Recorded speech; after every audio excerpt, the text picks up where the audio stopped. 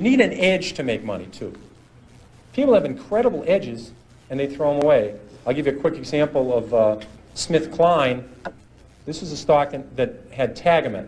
Now, you didn't have to buy SmithKline when Tagamet was doing clinical trials. You didn't have to buy SmithKline when Tagamet was talked about in the New England Journal of Medicine or the British version, Lancet.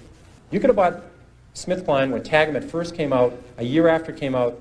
Let's say your spouse, your mother, your father, you were a nurse, you were a druggist, you're writing all these prescriptions. Tagamet was doing an amazing job of curing ulcers, and it was a wonderful pill for the company because if you just stopped taking it, the ulcer came back. See, it would have been a crummy product that you took it for $1 and it went away, but it was a great product for the company. But you could have bought it 2 years after the product was on the market and made 5 or 6 times your money. I mean, all the druggists, all the nurses, all the people, millions of people saw this product. And they're out buying oil companies, or drilling rigs, It happens. And then 3 years later or 4 years later, Glaxo, even a bigger company, it's a huge company, a British company, brought out Zantac, which was a better, at that time, an improved product. And you could have seen that take market share, do well. You could have bought Glaxo and triple your money. So you only need a few stocks in your lifetime. They're in your industry.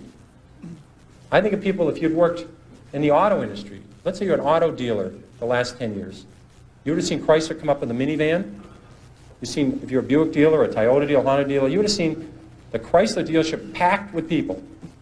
You could have made 10 times your money on Chrysler a year after the minivan came out. Ford introduced the Taurus Sable, the most successful line of cars in the last 20 years. Ford went up 7-fold on the Taurus Sable. So if you're a car dealer, you only need to buy a few stocks every decade. When your lifetime's over, you don't need a lot of 5-baggers to make a lot of money starting with $10,000 or $5,000. So in your own industry, you're going to see a lot of stocks, and that's what bothers me. There are good stocks out there looking for you, and people just aren't listening, and they're just not watching it. And they have incredible edges. People have big edges over me. They work in the aluminum industry. I see aluminum industries coming down, inventories coming down 6 straight months. They see demand improving. In America today, it's hard to get an EPA permit for a bowling alley, never mind an aluminum smelter.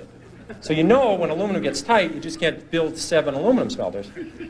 So when you see this coming, you can say, wait a second, I can make some money. When an industry goes from terrible to mediocre, the stock goes north. When it goes from mediocre to good, the stock goes north. And it goes from good to terrific, the stock goes north. There's lots of ways to make money in your own industry. You can be a supplier in the industry. You can be a customer. This thing happens in the paper industry. It happens in the steel industry. It doesn't happen every week. But if you're in some field, you'll see a turn. You'll see something in the publishing industry. These things come along, and it's just mind-boggling. People throw it away. There's a lot of times people buy on the basis the stock has gone down this much. How much further can it go down? I remember when Polaroid went from 130 to 100. People said, here's this great company, great record. If it ever gets below 100, just buy every share. And it did get below 100. A lot of people bought on that basis, saying, look, it's gone from 135 to 100. It's now 95. What a buy. Within a year, it was 18. And this is a company with no debt. I mean, this is a company that was just so overpriced, it went down. I did the same thing in my, I think my first or second year at Fidelity. Kaiser Industries had gone from $26 a share to 16. I said, how much lower can it go? It's 16.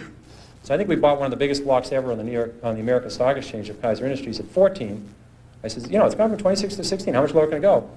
Well, at 10, I called my mother and said, Mom, you got to look at this Kaiser Industries. I mean, how much lower can it go? It's gone from 26 to 10. Well, it went to 6, it went to 5, it went to 4, it went to 3.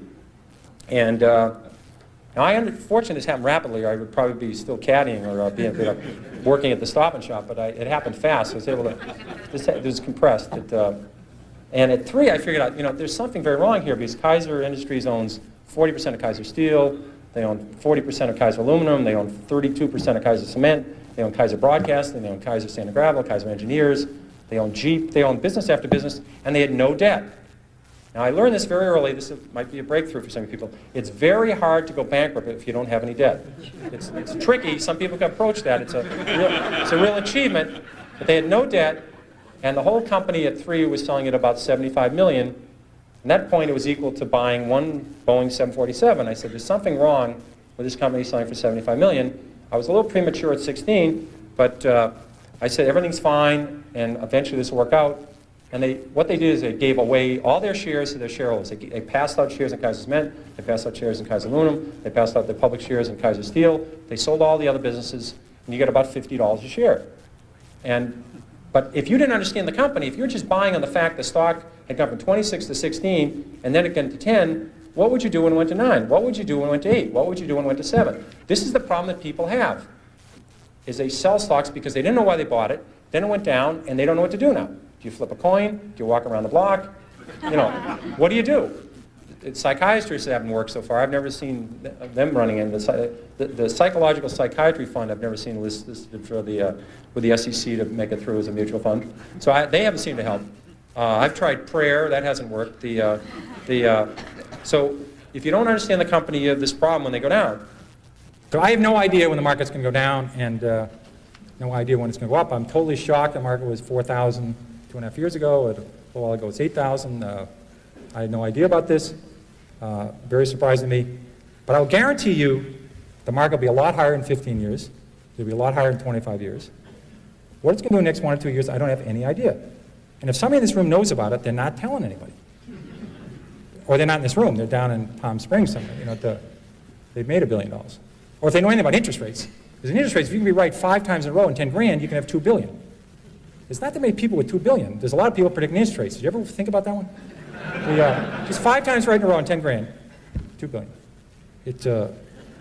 If you write 7 times in a row, you can have the GNP of, the United Kingdom. You know, it's a big number. So I don't worry about that. I know we've had 96 years of century, and the market's fallen 53 times. We've had 53 declines of 10% or more. So 53 declines in 96 years. Once every 2 years, we have a 10% decline. Of the 53 declines, 15 have been 25% or more. So 15 in 96 years, about once every 6 years, the market falls 25% or more. That's what we call a bear market, you know that. And it's going to happen. I don't care when it's going to happen. I would love to know. Obviously, it would be very useful to know when it's going to happen. It doesn't make a difference to me. Corporate profits will be a lot higher 8 years from now, a lot higher 16 years from now, a lot higher 30 years from now. That's what I deal with. When you were actively managing money, you presumably were under the same pressures as other fund managers to show performance results. Right. Did that incline you to sell too quickly sometimes? Well, I think my greatest mistakes were, it's funny, in a stock, all you can lose is 100%. I've done that. And your great mistakes is selling a good company, and then it doubles, then it triples, and it quadruples, because you make a lot of mistakes, and so those ones that go up tenfold, I call them the 10 baggers. So some of my mistakes are just saying, oh my God, this stock is too high, and I was wrong. And you had to figure out, what inning am I in this baseball game? I sold Toys R Us way too early. It went up 20-fold after I sold. I did the same thing at Home Depot. Those are probably my 2 greatest mistakes I ever made. When should you sell? Well, you ought to find out why you bought a stock. If you're saying it's a cyclical company and they're doing poorly, and they're doing awful, you wait till things are getting better, and they're doing terrific, and then you sell it. But with a growth company, you have to say, Walmart's case, 10 years after they went public, you could have bought the stock and made 500 times your money. Because they still are only in 15% of the United States.